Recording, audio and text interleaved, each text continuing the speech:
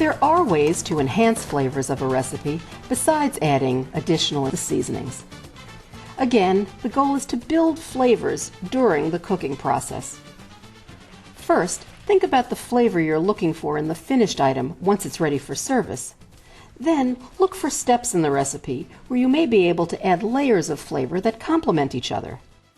This can be done without straying too far from the original recipe, using small amounts of flavor-enhancing ingredients or cooking methods like sweating and browning. You really can make dishes more flavorful without tossing in the familiar extra pinch of salt. Just like seasonings and spices, additional ingredients can be used to add flavor. A good example is mirepoix. This is a combination of carrots, celery, and onions that are cooked together to extract their flavor in a small amount of oil, butter, or margarine. They can either be left in the pan, removed, or pureed. Mirepoix can be cut into small dice or large dice, depending on the cooking situation.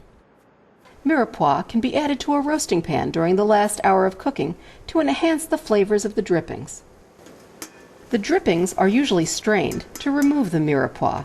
Braising often uses mirepoix to add additional flavor to the cooking sauce. Marinating meats and poultry can add additional flavor before they are cooked. Marinades can be liquids or dry rubs made of seasonings. The main ingredient is put in a steam table pan and marinade is poured over to cover the surface. Cover with plastic wrap and return to the refrigerator for several hours. The flavors are absorbed by the main item.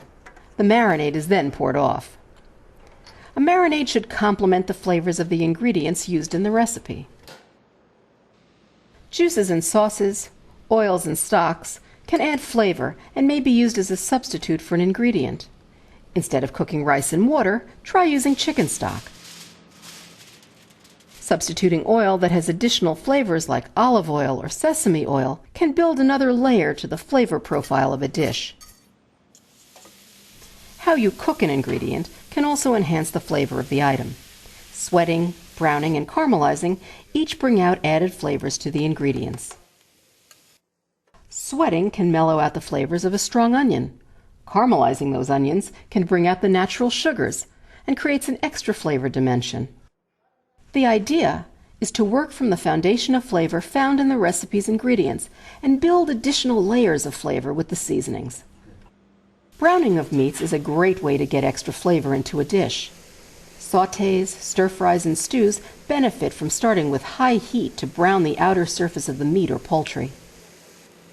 It can also create a layer of flavor in the pan, called a fond, that can be loosened with liquid and saved for gravy or sauces. Roasting and baking creates a similar browning effect in both savory items and baked goods.